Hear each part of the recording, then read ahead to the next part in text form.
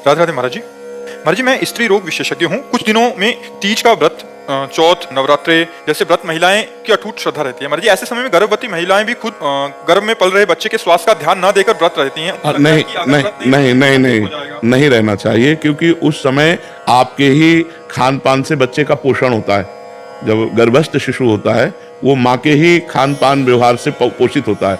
तो अगर आप व्रत रहेंगी तो उसको पोषण तत्व नहीं मिलेंगे। जो गर्भस्थ शिशु को है उसे पोषण तत्व ना मिलने के कारण उसमें बीमारियां आ सकती है, कमजोरी आ सकती है और अधिक पीड़ा उसको होगी, क्योंकि पोषण तत्व माँ से ही मिलते हैं। तो हमारी समस्त माताओं से प्रार्थना है कि जब गर्भ हो तो सबसे बड़ा व्रत आपका है उस गर्भस्थ शिशु का पोषण करके उसका जब जन्म दे दें और वो हमारे राष्ट्र के काम आवे, हमारे देश की सेवा करने लायक बने, तो ये बहुत बड़ा व्रत हो गया। तो उस समय हमें लगता है कि जैसे निर्जला व्रत है या इस तरह के व्रतों का अनुष्ठान न करे, क्योंकि वो गर्भस्थ शिशु का पोषण माँ के ही खान पान से होता है। अच्छे सात्विक पदार्थ पावे और सात्विक वातावरण प्रकट करे, भगवत कथा सुने, ऐसे बाहरी तो करे लेकिन व्रत आदि न रहे। मुझे जैसा लगता है, क्योंकि हमने शास्त्रों में जो पढ़ा है कि माँ के ही द्वारा गर्भस्थ शिशु का पोषण होता है। तो अगर आप 9 दिन व्रत रहेंगी तो उस गर्भस्थ शिशु को वो पोषण तत्व तो नहीं मिलेंगे। तो इसलिए अब जैसे करवा चौथ आती है उसमें माताएं बहनें निर्जला रहती हैं।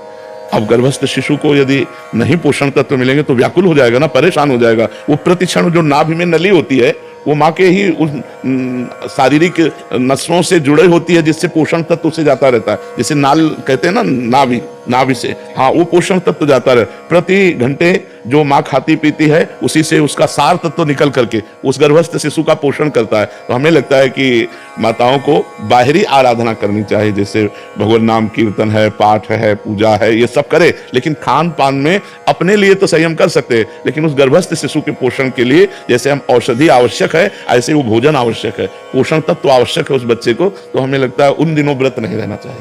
जी महाराज जी, रेणु साहू जी, ये किसी अन्य का प्रश्न है, कह रहे हैं कि क्या महिलाएं हनुमान जी का व्रत रख सकती हैं? महाराज जी, बहुत सारे लोग कहते हैं कि नहीं रखना चाहिए। यदि आप भगवान मानते हैं तो हम भगवान के सब बच्चे हैं, चाहे स्त्री हो चाहे पुरुष हो, ये शरीर है लेकिन अंश तो हम भगवान के हैं। तो हम क्यों नहीं हनुमान जी महाराज की आराधना कर सकते?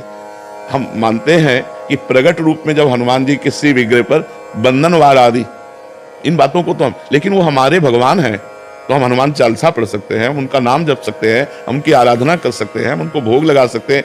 हम बंधन वार आदि की बात नहीं कर रहे कि जैसे उनके शरीर के बंधन आदि, क्योंकि उनका एक परम ब्रह्मचारी स्वरूप भी है, परम ब्रह्मचारी स्वरूप है ना। तो इसलिए जो निषेध करने वाले जन है उसी ब्रह्मचारी को लेके वो परम, पर वो भगवान है, वो कोई मनुष्य थोड़ी है, स्वयं शंभु है, स्वयं शंकर भगवान है कि नहीं, प्रसिद्ध है, स्वयं शंकर है, 11वें रुद्र का अवतार है।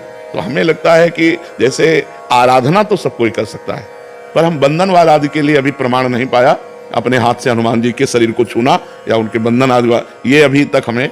लेकिन हम अपने भाव से कहते हैं कि हमारे वो भगवान हैं, हम हनुमान चालीसा पढ़ें, हम हनुमान जी का नाम जप करें, हम हनुमान जी के लिए भोग की व्यवस्था करें। ये मान लो घर में हनुमान जी विराजमान तो रसोई बनाकर बढ़िया सुंदर भोग लगावें, ये सब हम हनुमान जी की आराधना कर सकते हैं। लेकिन बंधनवार चढ़ाना आदि ये हमें प्रमाण नहीं मिला, इसलिए हम इस विषय में हाँ नहीं कह सकते। बकाया आराधना तो की जा सकती है क्योंकि वो हमारे भगवान है। महाराज जी, आरती कर सकते हो? हाँ, भोग बनाइए, भोग लगाइए, आरती कीजिए। उनका जो श्रीअंग सेवा है उसके लिए, हाँ, उसके लिए हम नहीं कह सकते, क्योंकि उनका एक परम ब्रह्मचारी स्वरूप है। वो परम ब्रह्मचारी महान, तो कहते भाई हनुमान जी सबके हैं, वो हम भी करें। तो ये शरीर धर्म की मर्यादा है।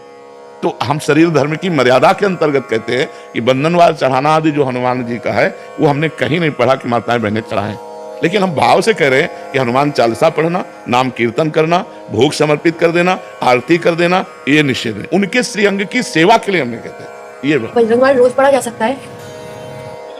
भगवान का यश मान करके क्यों नहीं किया जा सकता? लोग बोलते हैं कि बजरंगबाण रोज नहीं पढ़ना चाहिए। अगर हम भगवान का यश गान कर रहे हैं, हमें कोई अनुष्ठान थोड़ी कर रहे हैं कि हम बजरंग बाण का प्रयोग किसी के प्रति अनुष्ठान कर रहे हैं, हम तो भगवान का यश गान कर रहे हैं। जय जय हनुमंत, उसमें जिसमें वर्णन तो जय जय हनुमंत है ना, उनकी जय जयकार कर रहे हैं, उनकी महिमा का वर्णन कर रहे हैं। और सबसे बड़ी बात है, अगर ये माना जाए तो बजरंग बाण का सही प्रयोग है भवरोग का नाश।